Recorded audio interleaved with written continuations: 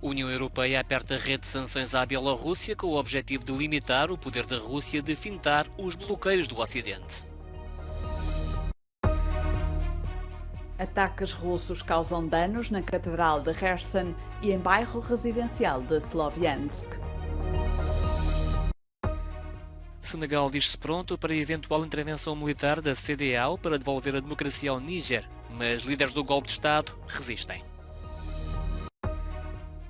Seleção de Portugal já em casa e recebida em festa, a Alemanha também eliminada após empate e triunfo surpresa de Marrocos. A União Europeia apertou ainda mais a rede às operações da Rússia para fintar, através da Bielorrússia, as sanções de que foi alvo devido à invasão da Ucrânia. O Conselho Europeu aprovou e a Comissão Europeia apoiou as novas sanções de bloqueio às importações bielorrussas, que vão incidir em produtos e tecnologias que poderiam aumentar o poder militar do país liderado por Alexander Lukashenko e o maior aliado do Kremlin na invasão da Ucrânia. O Conselho Europeu também impôs mais bloqueios a armas de fogo, munições e outros produtos e tecnologias que possam vir a ser usados na indústria aeroespacial. Com isto, a União Europeia pretende alinhar as sanções à Bielorrússia com as aplicadas à Rússia, impedindo assim o regime de Vladimir Putin de contornar algumas sanções através do amigo Lukashenko.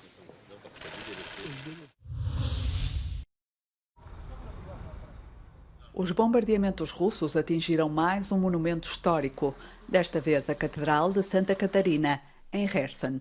O templo sofreu danos no interior e no telhado. 4 membros dos serviços de emergência ficaram feridos enquanto tentavam apagar as chamas.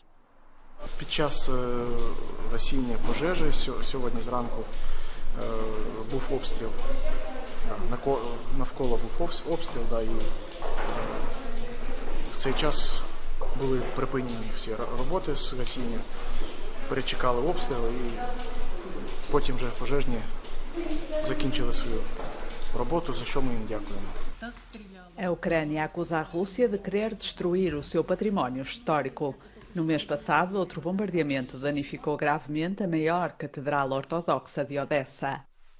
5 mísseis caíram durante a noite em Sloviansk, causando danos em telhados e janelas de um bairro residencial, mas sem provocar vítimas. Há semanas que os bombardeamentos noturnos russos são constantes no contexto de uma contraofensiva ucraniana, da qual quase não há progressos visíveis. O Papa Francisco encontrou-se esta quarta-feira com 13 vítimas de abusos sexuais na Igreja em Portugal.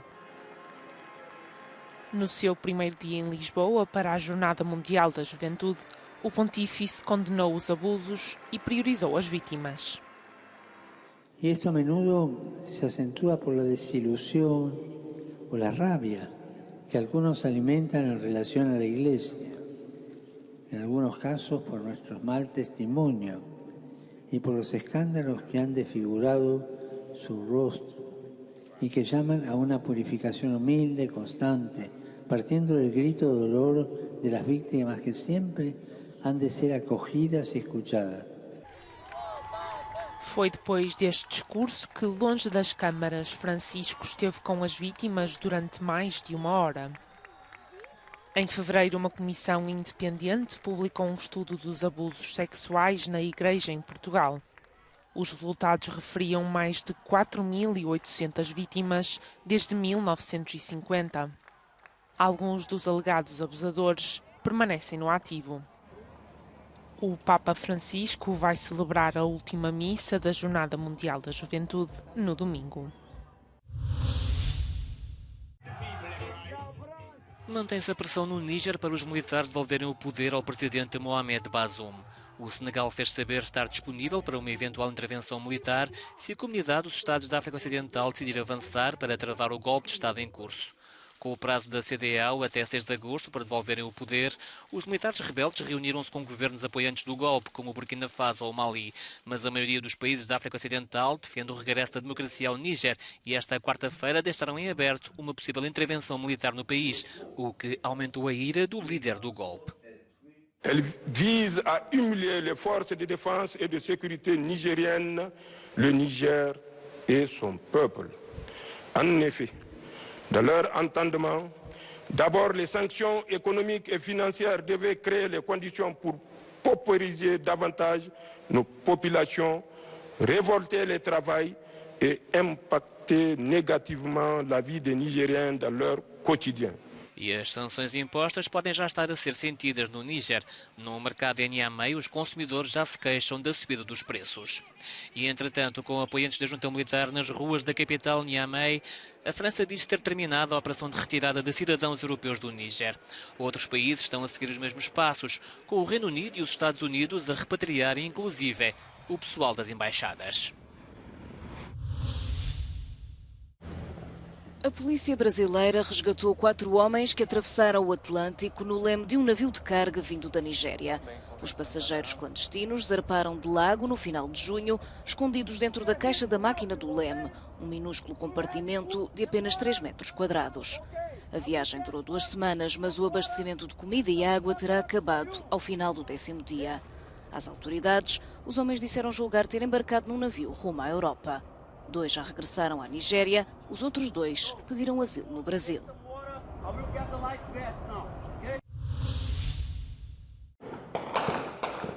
Pelo menos 10 pessoas morreram e 5 ficaram feridas durante uma operação policial esta quarta-feira no Complexo da Penha, um grupo de favelas no Rio de Janeiro. Entre os feridos estão 2 agentes. De acordo com as autoridades brasileiras, a incursão pretendia surpreender uma reunião de líderes do Comando Vermelho, um dos maiores grupos criminosos do país, ligado ao tráfico de droga. A polícia diz ainda ter apreendido 7 fuzis, dezenas de munições e granadas na posse dos criminosos. Donald Trump vai ser ouvido no Tribunal de Washington, D.C. esta quinta-feira. O ex-presidente dos Estados Unidos deverá responder às acusações de que tentou reverter os resultados das eleições de 2020. O arguido é acusado de 4 crimes, incluindo conspiração para defraudar o país, conspiração contra a lei e obstrução de um processo oficial. Este é apenas um dos 3 processos criminais movidos contra o ex-presidente. Os 2 outros casos tratam a alegada posse indevida de documentos confidenciais e a acusação de falsificação de registros comerciais para encobrir um pagamento secreto a uma atriz pornográfica. Os problemas com a justiça surgem numa altura em que o arguido faz campanha para regressar à Casa Branca. Neste momento, Trump vai à frente na corrida para se tornar o candidato do Partido Republicano. As mais recentes sondagens colocam-no a par do atual presidente Joe Biden, com 43% das intenções de voto. A Ásia está a viver um verão de fenómenos climáticos extremos. Taiwan está a preparar-se para a chegada do tufão Kanun, que já atingiu as ilhas do sul do Japão. As previsões apontam para chuvas fortes e ventos de mais de 160 km por hora. A China ainda está a recuperar dos efeitos do tufão Doksuri, que inundou a região da capital. Pelo menos 21 pessoas morreram. Pequim registrou as chuvas mais intensas dos últimos 140 anos. Já na Coreia do Sul, os termómetros rondam uma máxima de 38 graus. Mais de 100 pessoas tiveram de receber assistência médica devido ao calor num encontro mundial de escoteiros. Os especialistas acreditam que os estados de tempo extremos se devem ao aquecimento global e ao fenómeno El Niño. Ativistas da Greenpeace estiveram esta quinta-feira na mansão privada do primeiro-ministro do Reino Unido e cobriram-na com um pano preto de 200 metros. A ação serviu de protesto contra o recente anúncio de Rishi Sunak de conceder mais de uma centena de licenças para novas explorações de petróleo e gás no Mar do Norte. O primeiro-ministro britânico justificou o projeto como essencial para tornar o Reino Unido mais independente em termos energéticos e para não ficar à mercê da chantagem, por exemplo, de Vladimir Putin. Mas os especialistas dizem ser um projeto catastrófico que vai atrasar ainda mais a batalha climática do planeta. A música é descrita como pesada, mas este ano também o terreno parece heavy metal no Festival de Wacken, no norte da Alemanha. Num verão marcado por diversas ondas de calor, mas também por repentinas tempestades, o estado de Schleswig-Holsácia, entre o Mar do Norte e o Báltico, tem sido assolado nos últimos dias pela chuva, o que obrigou a limitar o público previsto este ano no mítico festival de heavy e thrash metal. Die Stimmung ist vielleicht etwas feucht, aber im Allgemeinen würde ich sagen, dennoch relativ gut. Also man macht das Beste draus. Und gerade als wir aufgebaut haben, kam dann die Nachricht, dass keine Autos mehr anreisen dürfen. Und wir dachten so, oh mein Gott, wie viel Glück haben wir eigentlich, dass wir jetzt noch auf den Platz gekommen sind.